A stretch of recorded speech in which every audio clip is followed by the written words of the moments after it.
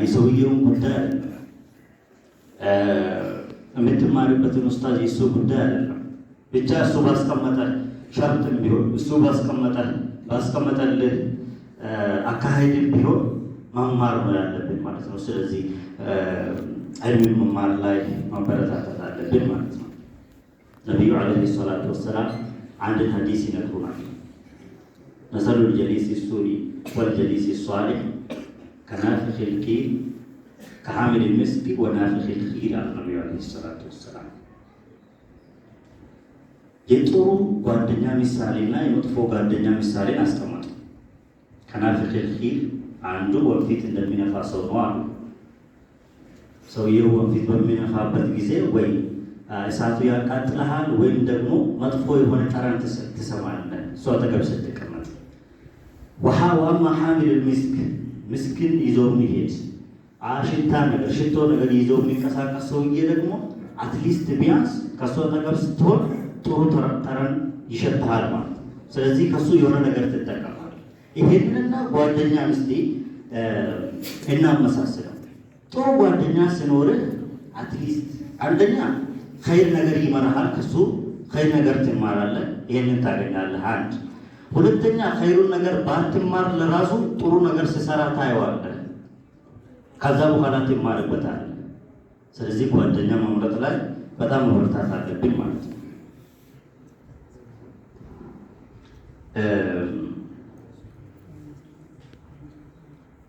የሚቀጥለው አሰብር ሰብር ማድረግ አስፈላጊ ነው። አላህ ሱብሓነሁ ወተዓላ ምንድን ነው የሚለው? ወስተዒኑ ቢሰብሪ ወሰላቲ ወኢነሃ ለከቢረቱ ኢላ ዐለል ኻሺዒን። ይህንን ሁለቱን አላህ ሱብሓነሁ ወተዓላ የተናገራቸው ወስተዒኑ ራሳችሁን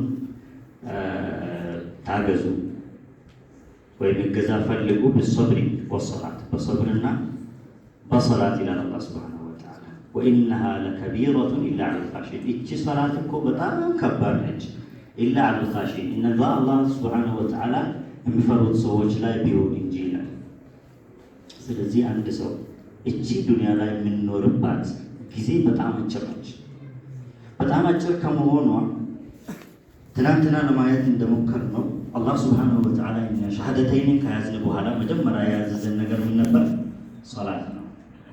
ስለዚህ ሶላት ከሌለ ሶላት የማትሰግድ ከሆነ ከእስልምና የያዝከው ምንም ነገር የለህም ማለት ነው። ሊአነሁ ሁወ ዐሙዱ ልእስላም አለዚ ላ የቁሙ ልእስላሙ ኢላ ቢህ። የእስልምና ምሰሶ ነው ሶላት። የአንተ እስልምና የሰውየው እስልምና መቆም የሚችለው ሶላት ሲኖር ነው። ሶላት ሳይኖር ሲቀር የአንተ እስልምና ምንድን ነው? ጎደሎ ነው ማለት ነው። ስለዚህ ነው አላህ ሱብሓነሁ ወተዓላ ወስተዒኑ ቢሰብሪ ወሰላህ። ከኔ ጋር ናችሁ? ሹር። ስለዚህ ሰብር እነዛ የታገዙ ሰዎች ይላሉ ነቢዩ ዓለይሂ ሰላቱ ወሰላም።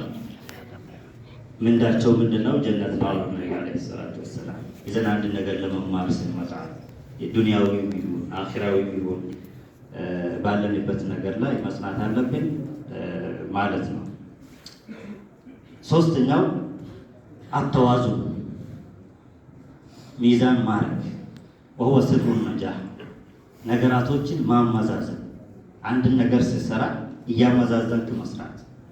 ነቢዩ ዓለይሂ ሰላቱ ወሰላም ምንድን ነው አሉት? ኢነ ሊረቢከ ዐለይከ ሐቃ ወሊነፍሲከ ዐለይከ ሐቃ ወሊአህሊከ ዐለይከ ሐቃ ፈአዕጢ ኩሊ ዚ ሐቅን ሐቀሁ አሉ ነቢዩ ዓለይሂ ሰላቱ ወሰላም። ለፈጣሪ ለአላህ ሱብሓነሁ ወተዓላ ሐቅ አለብን። ለእሱ መስጠት ያለብህ ጊዜ ይኖርሃል ዒባዳ የምትሰራበት። ወሊነፍሲከ ዐለይከ ሐቃ ለነፍስህ ደግሞ የምትሰጠው ጊዜው ይኖርሃል። እሱም አንድ ሐቅ ነው። ወሊአህሊከ ዐለይከ ሐቃ ለአህሎችህ ለቤተሰቦችህ መስጠት ያለብህ ጊዜ አለ። ወአዕጢ ኩለ ዚ ሐቅን ሐቀሁ ለእያንዳንዱ የሐቅ ባለቤት ሐቁን ስጠው አሉ ነቢዩ ዓለይሂ ሰላቱ ወሰላም። ለአላህ ሱብሓነሁ ወተዓላ መስጠት ያለብን ጊዜ አለ። የሰላት ጊዜ አለ፣ የዒባዳ ጊዜ አለ፣ ቁርአን የምንቀራበት ዚክር የምናደርግበት ጊዜ አለ።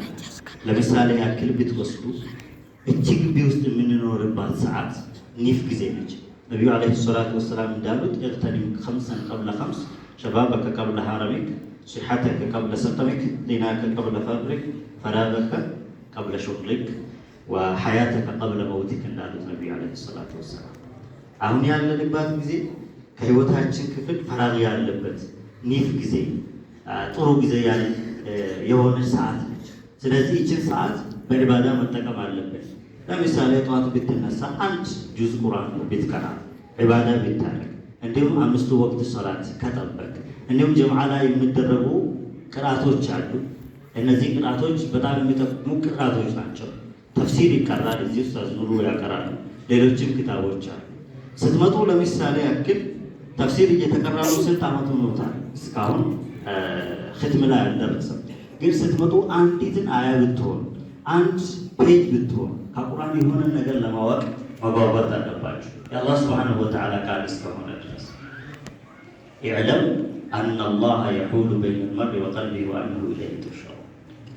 ይህንን አሁን ያለንን ነሻት ያለንበትን ጊዜ ይሄን በቅርባችን ውስጥ ያለውን ነሻት አንድ ቀን ልናጣው እንችላለን። አላህ ሱብሓነሁ ወተዓላ ምንድን ነው የሚለው?